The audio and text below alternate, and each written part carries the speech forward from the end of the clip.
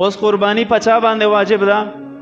علماء لیکلی دي چې د غټ اختر دا 3 ورځې چې دي، لسم، 11، 12 ذوالحجه، چې په دې 3 ورځو کې یو انسان سره دومره مال موجود دی چې هغه د 52 توله چاندي د قیمت برابر دی، او دا مال د ضروریات اصلیو نه زاید وي. ضروریات اصلی چاته وي؟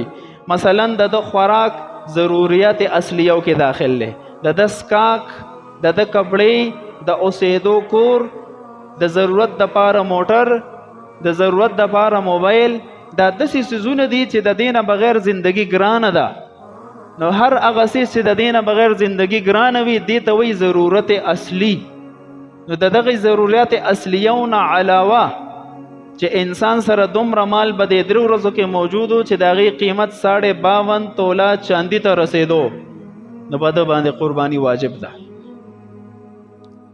ها چې قرض هم پې نه وي، خو چېرته قرض وي پې د بندګانو حق پې پاتې، نو په دې مال کې به اول خپل قرض ادا کوي، خو د خویندو حق پې پاتې اول به د خویندو حق ادا کوي، او کو چرته د ښځې مهر پې پاتې اول به د ښځې مهر ادا کوي.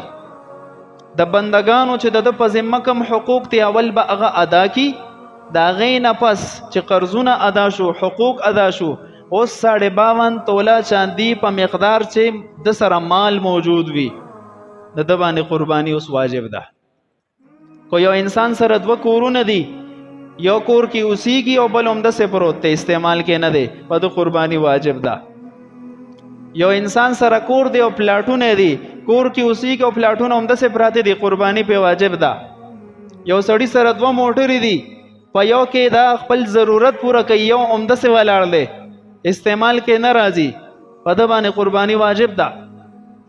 په کور کې داسې د آرایش څیزونه دي چې په کال کې نه استعمالیږي، قیمتي قیمتي څیزونه پراته دي چې په کال کې نه استعمالیږي، دا ټول څیزونه به وي دا به د قربانۍ نصاب کې شاملیږي. اوس د قربانۍ په نصاب باندې کال تیرېدل هم شرط نه دي. کو مال تجارت وي او کو مال د تجارت د پاره نه، به هر صورت دا ټول څیزونه به راجمع کېږي. 52 توله چاندي مقدار ته خبره رسېده یا د دې نه زیاتېده، قرباني پې واجب ده.